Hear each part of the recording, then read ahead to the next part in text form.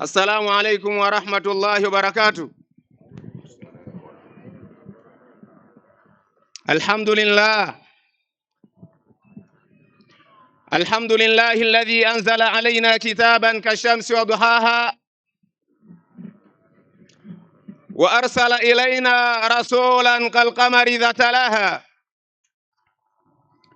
faman tamassaka bihima 'asha fi daw'in nahari idha jallaha wa man a'rada 'anhuma takhabbata fi dhulumati al-layli idha yaghshaha. واشهد ان لا اله الا الله وحده لا شريك له رفع السماء وبناها وبسط الارض وطحاها وخلق النفس فسواها فالهمها فجورها وتقواها قد افلح من زكاها وقد خاب من دساها. واشهد ان محمدا عبده ورسوله الذي اخبره ربه انه اهلك ثمود بطغواها وانه سبحانه وتعالى لا يخاف عقباها. صلى الله عليه وعلى اله واصحابه وأتباعه من أمته أولاها وأخراها. معاشر المسلمين، أوصيكم وإياي بتقوى الله تعالى وطاعته فقد فاز المتقون. Ndugu katika iman, baada ya kumshukuru Allah subhanahu wa ta'ala, Mola ambaye kwa ukarimu wake, kwa rehema zake katuwafikisha mimi na wewe mpaka muda huu kuwa ni miongoni mwa waja wake wenye kutumia rasilimali ya neema katika hali ya kupumua. Ni vema kusema alhamdulillahi rabbil alamin,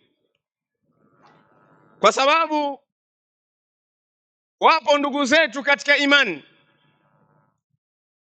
ambao tumeamiliana nao mwaka 1446 Hijri mpaka mwaka huu ambao tunazungumzia mwaka mpya wa Kiislamu katika kalenda ya Kiislamu, mwaka 1447. Tayari kwa makadirio yake Allah baadhi tena hawapo. Hii rasilimali tuitumie vema ili iwe sababu ya kupata radhi zake Allah subhanahu wa ta'ala.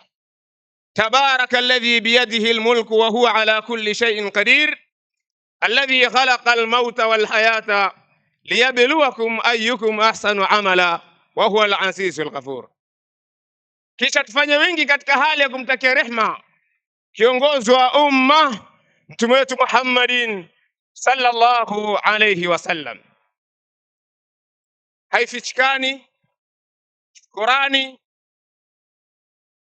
katika taasisi yetu pendwa ya Safina kwa jitihada na fikra ambazo mwanzo zilikuwa katika ahlam, mwanzo zilikuwa kama sehemu ya ndoto, fikra zikashughulisha watu, na leo biauni llahi ta'ala kwa kushirikiana na taasisi Islamic Foundation tayari na taasisi zingine, leo tupo hapa tuseme kwa pamoja alhamdulillahi rabbil alamin.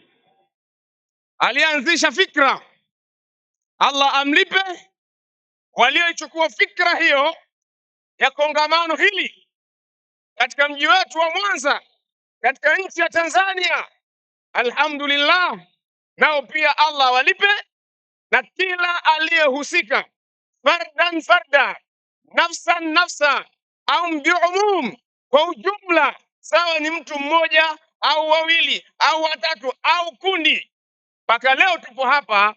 Kwa yote waliohusika nayo, Allah walipe kheri. Islam tunakuwa baki ili kuitika dua, Allah walipe kheri. Isikika hivyo ndio maana yake tuko pamoja, na tutaongeza jambo lingine baada ya shughuli hii.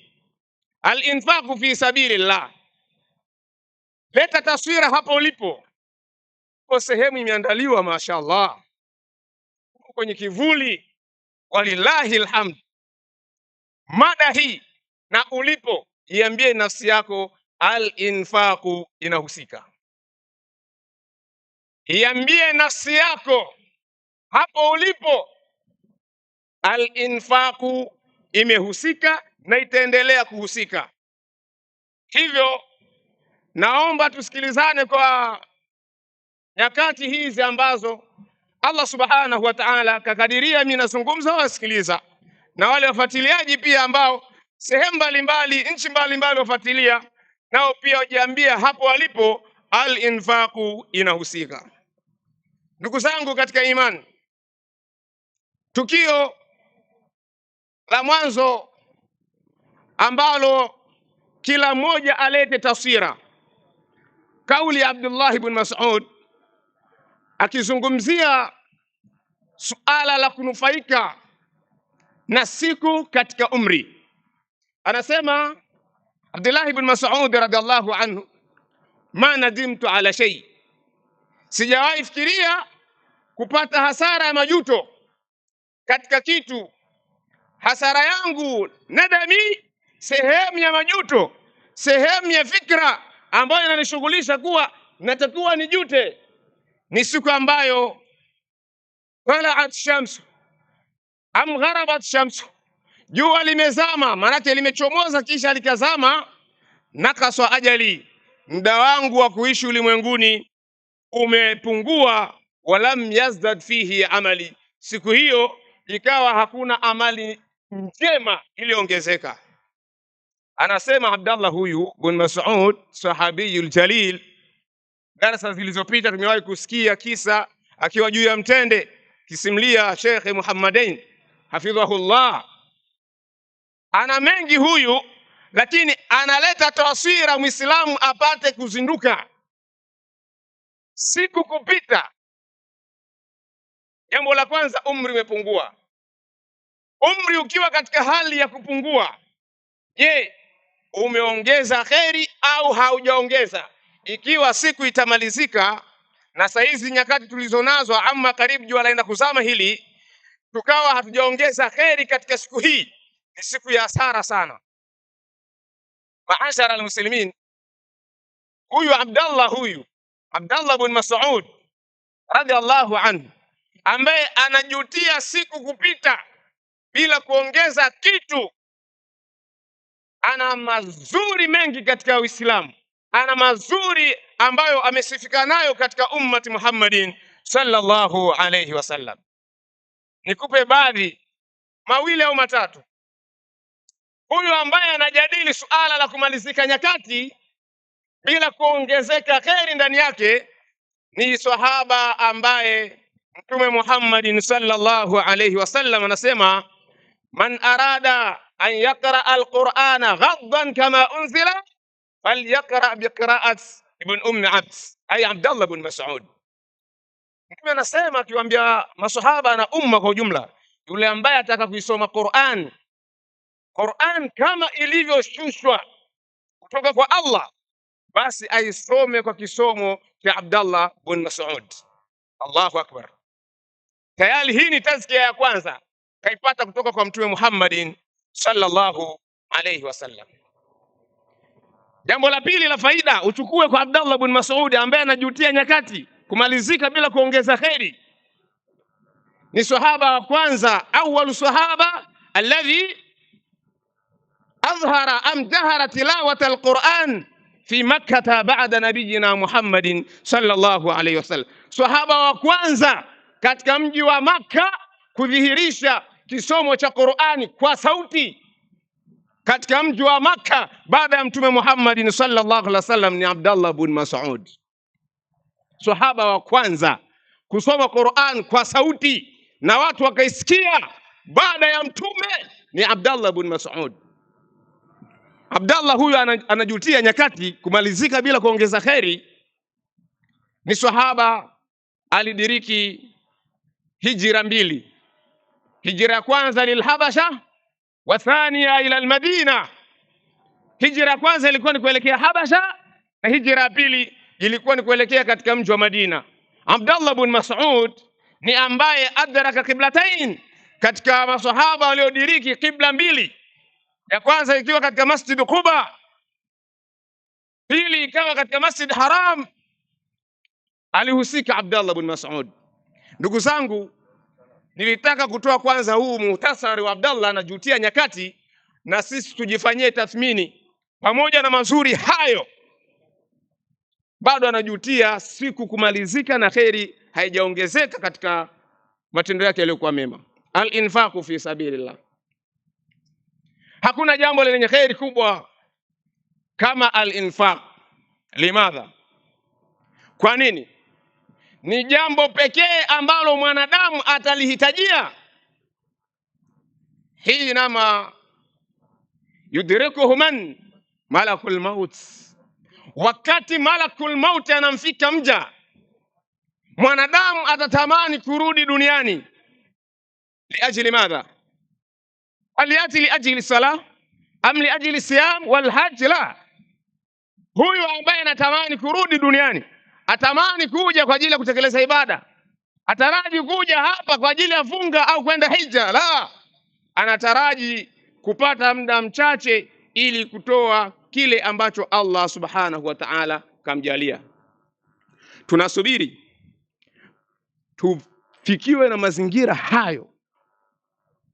Huko katika mazingira bainaka wa man wa malakul maut, wewe na malakul maut, unaomba niongeze dakika walau 5 3 nikatoe sadaka. Nafasi hiyo ndugu yangu katika imani haipo. Kwa hiyo tunasema sadaka au al-infaq ni katika a'mal ambazo zimepewa kipaumbele kutokana na fadhila na kheri ambazo mwanadamu ataonyeshwa kuhusu suala la al-infaq. Tuangalie katika fadhilul infaq. Sehemu ya kwanza, Allah subhanahu wa ta'ala amefungamanisha al-infaq na sifa za uchamungu. Allah subhanahu wa ta'ala amefungamanisha al-infaq na sifa za wachamungu wenye kusifika na yale ambayo Allah anayaridhia, aliposema katika Qur'an, wasari'u ila maghfiratin min rabbikum wa jannati 'arduha as-samawati wal ard u'iddat lil muttaqin manhum alladhina yunfiquna fi as-sarra'i wad-dharra'i wal kadhimina al-ghayz wal 'afina 'anil nas wallahu yuhibbul muhsinin. Allahu akbar. Al-infaq imesifika na sifa wenye kumcha Allah. Allah tuambia tufanye haraka kutafuta msamaha wa Mola wetu ambaye ni Allah, na Allah anaeleza pepo ambayo upana wake ni mfano wa upana unaopatikana kati ya mbingu na ardhi. Pepo ilivyo upana wake, tunavyoona maisha ya ulimwengu, dunia hii, na kuangalia mbinguni, mbingu ilivyo na ukubwa wake, huo ndio mfano wa pepo kwa upana. Lakini Allah anaizungumzia hii pepo akisema uiddat lilmuttaqin. Hii pepo imeandaliwa wale waliosifika na maamrisho yake yeye Allah. Man haula, hawa ni watu gani hawa? Alladhina yunfiquna fi sarra wa dharra, ni wale ambao wanatoa mali zao. Sawa, biashara ipo katika mfumo mzuri wa faida. Kwa lugha yetu tunasema tupo wakati muafaka kabisa, biashara inalipa, waumini wanasifika na utoaji katika mazingira kama hayo. Wadharra, na nyakati kuwa biashara imedorora, biashara haina mzunguko. Watu wenye sifa ya kumcha Allah wanatoa katika pia mazingira hayo. Lakini pia walkadhimina alghaidh walafina anin nas wallahu yuhibbul muhsinin. Tunaenda na sehemu ambayo tunakusudia, ndio tutakuwa tukielezea sana kutokana na kasba lilwaqt. Ndugu zangu, fanya tathmini katika sehemu ya biashara yako, mfumo wako, mzunguko wako wa biashara, sifa aliyoitaja Allah na wewe katika hali ya utoaji ni vitu ambavyo vinafungamana katika sifa. Ni sifa moja ambayo inaambatana na alichoeleza Allah. Nachomaanisha, wakati ukiwa katika hali ya dhiki, ukiwa katika hali kuwa biashara inaenda vizuri, unasifika na al-infaq. Ikiwa jawabu naam, famin babi aula, itakuwa ni kheri kwako. Wa in kana jawabu la, ikiwa jibu hapana, sifa hii unaikosa. Alladhina yunfiquna fi sarra wa dharra. Ili tuipate pepo katika utaratibu ambao Allah ametuelezea, sifa zote mbili tuhusike nazo. Katika faida au na fadhila za utoaji, msikilize Mtume Muhammad sallallahu alayhi wasallam anasema, na hii anaeleza sifa nyingine, adhimul ajr wa thawab, ukubwa wa malipo na thawabu mbele ya Allah kwa mwenye kuhusika na suala la kutoa. An Abi Huraira radhiyallahu anhu qala Rasulullah sallallahu alayhi wasallam, ma min yawmin yusbihu al-ibadu fihi illa wa malakani yanzilan fayaqulu ahaduhuma Allahumma a'ti munfiqan khalafa wa yaqulu al-akhar Allahumma a'ti mumsikan talafa. Hadithi katika sahihi Bukhari na sahihi Muslim. Anasimlia Abu Huraira, sahaba ambaye alipata nafasi ya kwanza kwa idadi ya maswahaba kwa ujumla, akiwa ni sahaba pekee alishika namba moja katika hali ya kupokea hadithi za Mtume Muhammadin sallallahu alayhi wasallam. Wa kwanza kabisa ni Abu Huraira. Alipata namba hiyo kwa jitihada ambazo alijituma na alihusika, akatumia nyakati vizuri, na Allah akamwafikisha kuipata nafasi hiyo. Anasema Mtume, ma min yawm yusbihu al-ibadu fihi, hakuna siku yoyote ile ambao waja huamka wakiwa wenye kunufaika na siku hiyo. Siku yoyote, kila siku ambayo unajua leo kuna waja wake Allah wanaitumia siku hii, maana yake wako hai, illa wa malakani yanzilan, isipokuwa siku hiyo kuna malaika wawili wanashuka na risala. Waislamu tuko pamoja? Waislamu kimya kimetawala. Tutatoa tu insha Allah. Yaani mkikaa kimya inawezekana mnanifuatilia vizuri sana, lakini tusikae kimya baadaye ukasema nilikuwa simuelewi, ili usitoe. Hapana, nikihitimisha ili zoezi, kinachofuata tutahusika wote. Tuseme insha Allah. Haijasikika hiyo? Tuseme insha Allah. Alhamdulillah. Hata wale ambao wako nyumbani wakifuatilia katika habari kama hizi, na hiyo inshallah pia wameisikia, na wao pia wako nyumbani pia wanahusika. Alhamdulillah. Malaika wa kwanza husema Allahumma a'ti munfiqan khalafa, ewe Allah, ya Allah, siku ya leo yule ambaye atakayetoa katika kile kipato ulichomjalia, basi mpe mbadala katika kile alichotoa. Wayaqulu akhar, malaika mwingine anasema, ewe Allah, Allahumma a'ti mumsikan talafa, ya Allah, Yule ambaye anajizuia kutokutoa, mpe maharibiko, mpe majanga katika kile ambacho kazuia. Katika mada tunaweza simamia hata hapa ikajitosheleza. Nani anapenda leo kunufaika na dua ya malaika wa kwanza kwa kusema ya Allah, mpe mwenye kutoa badala? Anyoshe mkono, anyoshe mkono. Yule asema nataka kunufaika na dua ya kwanza ya malaika. Takbir, takbir. Haya, zoezi hilo tutahitimisha mwishoni insha Allah.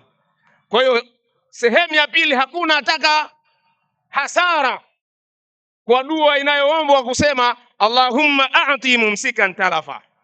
Ya Allah, mpe mwenye kujizuia hasara. Hatuhitaji hiyo hasara, tunataka kheri, tunataka mbadala.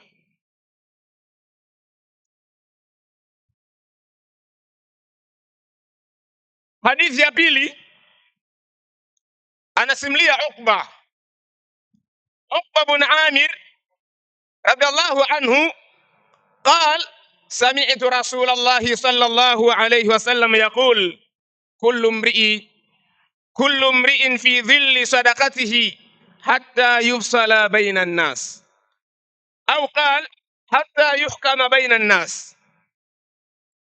حديث katika musnad wa Imam Ahmad.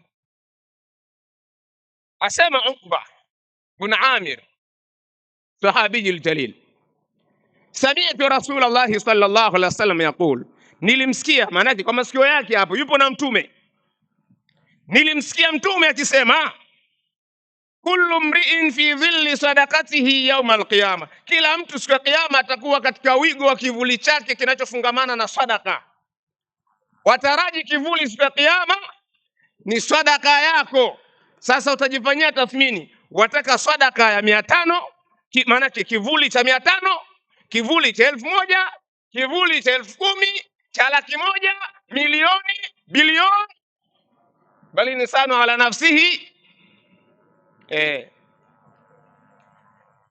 Jua lilivyo hapa mathalan mchana, hali ilivyokuwa, laiti tungeleta kuwa fikra hizi hema zote ziondolewe, hali ingekuwaje? Hali ingekuwa tata, na baadhi wangeondoka. Kwa nini? Hawezi kuvumilia mazingira ambayo tayari jua lilivyo katika hali ya uhalisia wake ukali. Sasa wataraji kivuli kizuri, manake ni sadaka yako kuiboresha katika hali ya kushindana, hali ya kushindana. Kila mmoja leo hapa aweke nia ya kumshinda mwenzake. Nakupa tukio ambalo lilipatikana katika ghazwatu Tabuk. Katika vita hivi vya Tabuk, hali ilikuwa ni ngumu bil hakika. Kwa nini? Ni wakati ambapo chumo walilokuwa wakilihitajia au wakinufaika nalo masahaba kipindi hicho kulikuwa sivyo walivyotarajia. Sasa vinakuja vita hivi ambapo vinahitaji gharama. Mtume anawaambia masahaba, toeni sadaka zenu ili kufanya maandalizi ya ghazwa Tabuk. Sikiliza Omar anasemaje. Siku hiyo Omar anasema ndio siku ambayo wafaka ma amarahu nabii sallallahu alaihi wasallam ma indi, ni siku ambayo mtume aliamrisha jambo na mimi nikiwa na mali, na akaweka makusudio. Leo ndio siku ya kumshinda Abu Bakar. Leo ndio siku pekee katika umri wangu hapa kumshinda Abu Bakar katika majali ya sadaka, majali ya infaq. Mtume akiwa anaendelea kuhimiza Waislamu masahaba kutoa sadaka, Umar kasimama na mfuata mtume idhini. Mtume akamruhusu Umar. Umar anarejea, anaelekea nyumbani kwake. Alipofika nyumbani, mali yake yote kaigawa mara mbili. nisfan fi sabilillah wa nisfan li ahli baitihi, akaweka vigawanyo viwili katika mali yake yote ambayo Allah kamjalia. Nusu akaitoa fi sabilillah na nusu ikabaki kwa ajili ya ahli baiti, akiwa na furaha, sema alhamdulillah. Leo Abubakari leo Abubakari tayari hapa nishammaliza, hapa nishamshinda. Walikuwa kishindana katika khairi.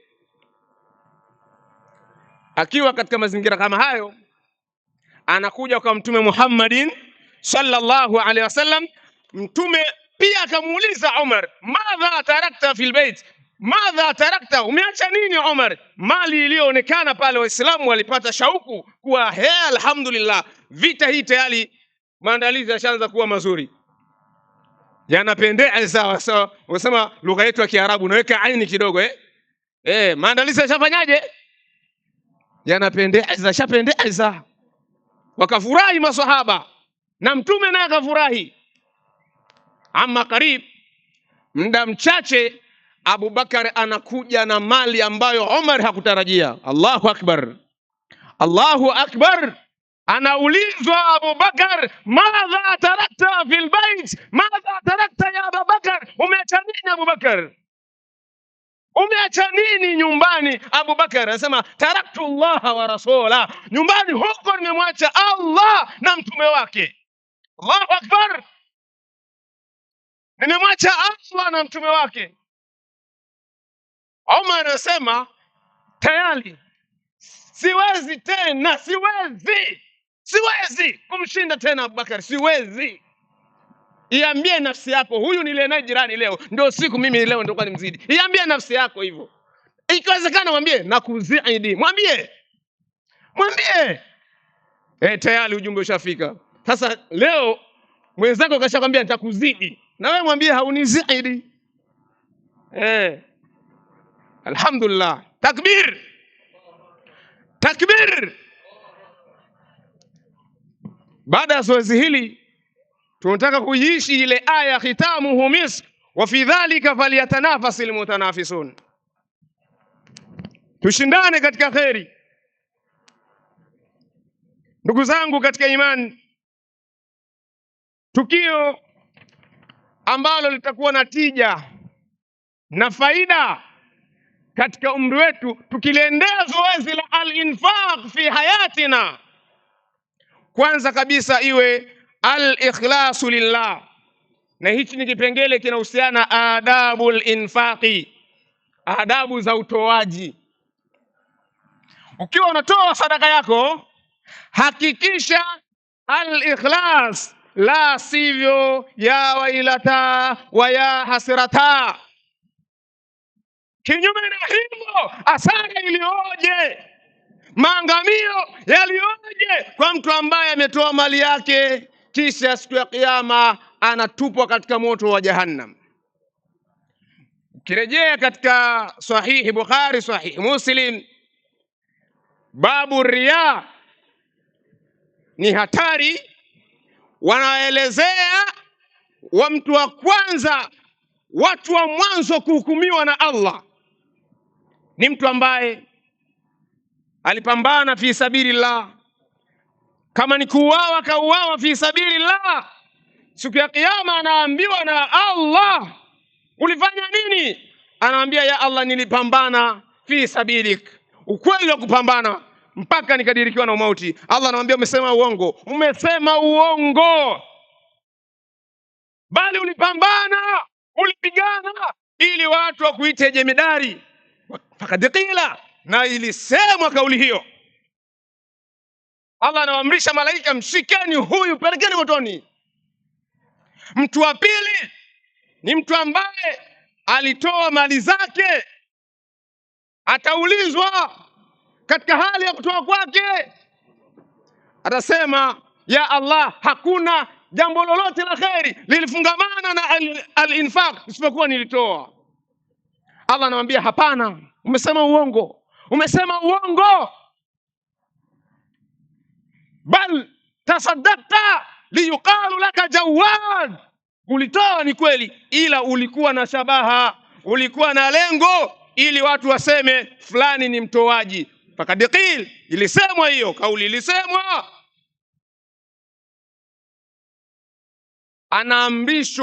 Wanaamrishwa malaika wamchukue huyo mpeleke motoni. Kwa al-ikhlas, maashara al-muslimin, ikhlas fil infaq. Na hapa Allah anazungumzia waja hao katika surati al-insan, baada a'udhu billahi minash shaitani rajim, wa yut'imuna at-ta'ama ala hubbihi miskinan wa yatiman wa asira innama nut'imukum liwajhi llah la nuridu minkum jazaan wala shukura. Ikhlas ni jambo muhimu katika al-infaq na ibada zingine kwa ujumla. Kwa kuhitimisha, ndugu zangu katika imani, tuangalie mifano baadhi inayofungamana na al-infaq. Tukizungumza infaq, hatumtazami mwanadamu peke yake. Al-infaq inahusisha wanadamu na wasiokuwa wanadamu, mpaka wanyama. Kaifa dhaka, tukio la mtu alipata bishara ya pepo kwa sababu ya mbwa. Kaifa, ilikuwaje? Yeye huyu mtu alipatwa na kiu cha maji, katafuta maji kayapata katika kisima. Wakati anatoka kisimani, katika hadithi nafupisha kutokana na nyakati, katika hadithi, fa idha kalbun yalhath yaakulu thara, akamwona mbwa kabisa pembeni ya kisima, yaakulu thara, akilamba tope. Yule mwanadamu kamtazama huyo mbwa, akasema hakusema tu ni mbwa tu akampuzia. Hapana, alisema mbwa huyu kapatwa na kiu ambacho mimi nilikuwa nacho muda si mrefu. Akarudi kisimani, ndoo ya kuchotea hakuna, kopo hakuna, cha kuchotea kwa kifupi hakuna, ambacho tumezoea katika maisha yetu. Akavua hofu yake, hofu ile, akachota maji, akamshikia mbwa kanywa maji mpaka akatosheka, kaondoka. Kitendo hicho katika hadithi, fashakara Allahu lah faqabila lah, Allah akamridhia, akamkubalia kitendo chake, na ikawa ni sababu ya kufikishwa katika makazi ya pepo. Allahu akbar, Allahu akbar. Khitaman, mama mwingine alihukumiwa moto kwa sababu ya paka. Ndugu zangu, walikuwa sababu ya mtu kuingia motoni. Paka, nyau. Ilikuwaje? Alifanya nini huyo paka? Hatujui. Biktisari, huyo mama alimfunga paka kwenye kiguzo cha mti, hakumpa kinywaji, hakumpa chakula, hakumfungua kwenye mti ule mpaka paka akafa. Mpaka paka fanyaje? Akafa. Na hicho kitendo ikawa ni sababu ya huyo mama kuhukumiwa na moto. Alifanya ukatili. Ikiwa ukatili mpaka kwa hao paka, mbuzi, kondoo, kuku, bata, mtu anapata makosa, na akifanya kheri anapata malipo, vipi kwa ndugu yako katika imani? Tutumie fursa hii na nyakati kama hizi na makongamano kama haya kuwa ni sehemu ya kupata radhi zake Allah subhanahu wa ta'ala. Namwomba Allah kwa walioanzisha fikra hii ya kongamano na waliopokea fikra hiyo na waliojituma katika fikra hiyo, Allah walipe kheri duniani na akhera. Watu waliopewa taarifa ya kongamano wakahamasika, wakatoka nchi zao, mikoa yao, wakaiacha miji yao, wakaja hapa, Allah walipe kheri. Ndugu zetu waliotangulia, Allah asamehe makosa yao. Allah tujalie mwisho uliokuwa mwema. Subhanaka Allahumma bihamdik, nashhadu an la ilaha illa anta, nastaghfiruka wa natubu ilayk, wa jazakumullahu khair.